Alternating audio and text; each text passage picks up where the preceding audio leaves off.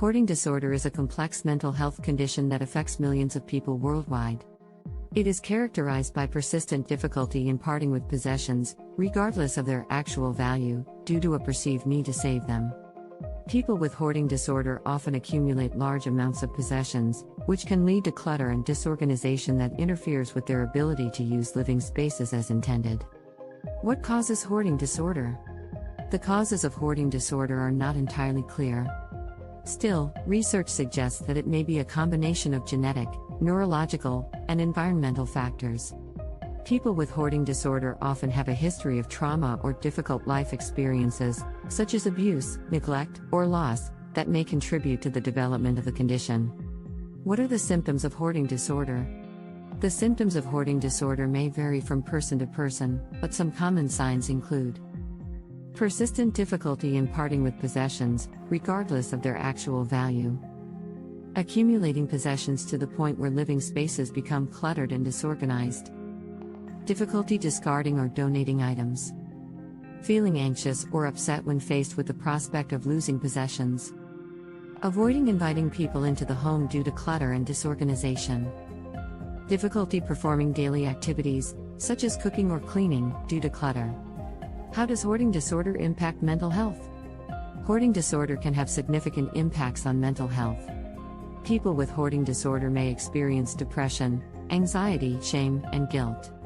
They may also struggle with relationships, employment, and financial stability.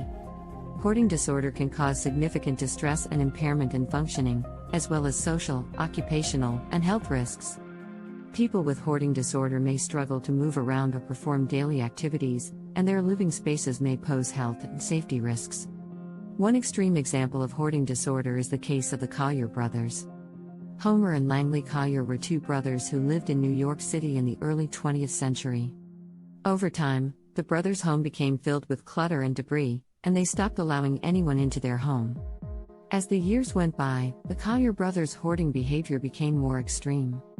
They accumulated massive amounts of newspapers, books, and other items, and the clutter in their home became so severe that it made movement throughout the home impossible. They would use tunnels and pathways through the clutter to move around their home. In 1947, the police received an anonymous tip about a foul odor coming from the Collyer brothers' home. When they arrived at the scene, they found the brothers decomposing bodies among piles of clutter and debris. It took workers several weeks to clear the home of the brothers' possessions, which included over 100 tons of debris. The Collyer brothers' case is an extreme example of hoarding disorder and the dangers that can come with it. It highlights the need for effective treatment and support for individuals with hoarding disorder, as well as the importance of understanding and recognizing the signs of the condition. What kind of treatment is available for hoarding disorder? Treatment for hoarding disorder typically involves a combination of therapy, medication, and practical support. Cognitive behavioral therapy, or CBT, is often used to address the underlying beliefs and emotions that drive hoarding behavior.